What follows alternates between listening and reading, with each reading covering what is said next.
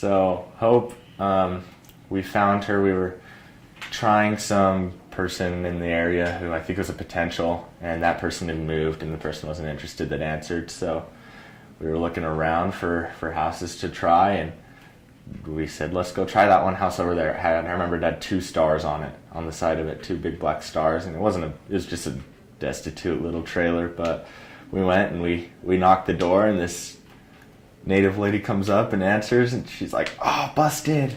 And we were like, what the... I don't know. I didn't think that she didn't have much potential from the first sight. And we went in and we taught her, and her dad was an Episcopal preacher, and he was like, church was his life, and he built part of the church that was down there in Rapid, and he was a big part of the community. And she was like, "I've heard a lot about your church," and she'd run into some anti-doctrine and just some bad stuff like that, and we told her about how that's not true, and then always when you run into anti, you leave them with a Moroni's promise. So we did that. We left her with the Book of Mormon and Moroni's promise, and I don't think I was really expecting much out of it. I didn't see much potential in her at all. We didn't know if we'd come back. So we left, and then we came back a week later. It was the next Saturday, I believe, the next Saturday night, and we knocked on her door, and she started yelling. She's like, "Ah, ah." And we were kind of scared. We thought she'd be mad at us and she was going to kick us out or whatever it was. And so we talked about leaving while she was coming to the door, but we decided not to. We decided to wait. And she answered the door, and she had us come in and sit down. And she's kind of setting up her story about her experience with the Book of Mormon. And while she was setting it up and talking about how she read it and went to bed and prayed, natural man, wanted to think that she had a bad experience with it. I was like getting nervous that she wasn't going to like it, but I was just really feeling the spirit that she got what she was supposed to out of it. And my companion said he felt the same exact way. In his head, he wanted to think that she didn't have a good experience, but he knew in his heart that she would, because it's a true book. And so it turns out she prayed, and she fell asleep praying about the Book of Mormon, and she woke up and she was praying in the sun, and she heard a voice, and the voice told her, "I am." And she was pretty confused, but she calls it tinglies, and she says it goes from the top of her head, it goes all the way down out her toes. And it was the Spirit of God that had testified to her and answered her question about the Book of Mormon, and she felt just the strongest. It was a whisper, but it was strong. You can only explain it if you felt it. The Spirit testifying her that it was true, and she heard "I am," and she didn't know what "I am" meant.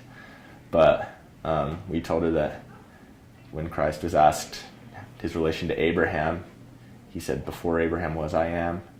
And that's how he identified himself at that time, and that's what we told her it meant. I mean, I felt that was true, and a few other things happened. She was going to be kicked out of her home, which means we wouldn't have been able to ever find her again. She's going to be homeless. But she went to the Social Security office the same day, probably not 8 hours after she had prayed about the Book of Mormon. She went to the Social Security office, and they said, "Hey, you get widower's insurance," because she married a guy, and the guy left, and she'd never really seen him again, but apparently he passed away, and she gets widower's insurance that helped her pay the rent that month and get to stay in that house. And when the guy told her that was happening, he said, "Have you prayed about something recently?" And she said, "I have." And he said, "I think this is an answer to your prayer." And he took her hand, and they prayed together at the Social Security office table.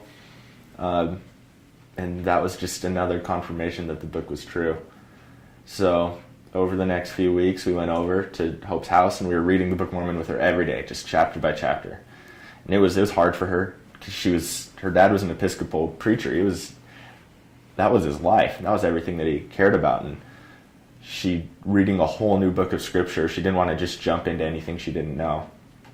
And while we were reading slowly, she's having doubts. She wasn't sure. And then I remember one day she asked for a blessing because her knees hurt. She could barely walk. And we gave her a blessing, and she felt something pull at her legs, and then she was completely fine after that. We gave her a blessing, and she felt the Spirit there, and then she was revamped. But after that miracle, she still had doubts, and she was still scared after both of those miracles, and we were scared for her. And one day we came over, and she was struggling with something. It was the the Nephi prophecies, where Nephi prophesies of Columbus.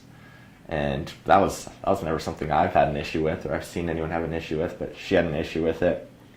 So she said, go away, come back, or I'll call you in a few days, because I need some time to myself to see if this is something I really want to do. So we left, and that day there's a blizzard, just the craziest blizzard I've ever seen in my life. We were stuck inside for 48 hours. It was so bad. Just fretting, just worrying about hope the whole time. Or I was. My companion was a little more composed, but we were just so worried. And over that 48 hours, my companion found a talk. I don't remember who gave it. I don't remember what conference it was at, but it was entitled You Know Enough. And he felt prompted to send that to Hope. And turns out she had had another experience where she just felt like this church was the one true church and the one church for her.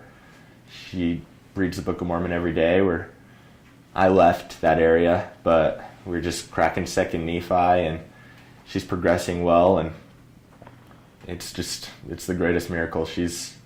Her sister came and read the Book of Mormon, and her sister cried, and now her sister wants to look into joining the church, and it's just the power of that book to convert people. She told us that before her dad passed away, he basically told her that I was an Episcopal reverend, but I don't think that this was necessarily the right choice, and I think that the choice for you will come up to you in your life, and the right path for you will come up to you in your life. And he had been meeting with missionaries himself, but he was too scared to join because of his situation. And she knew that this was the right choice, and God confirmed that to her through many miracles, so many miracles, and I guess I was just thankful to be a part of all that and to see that all happen. So.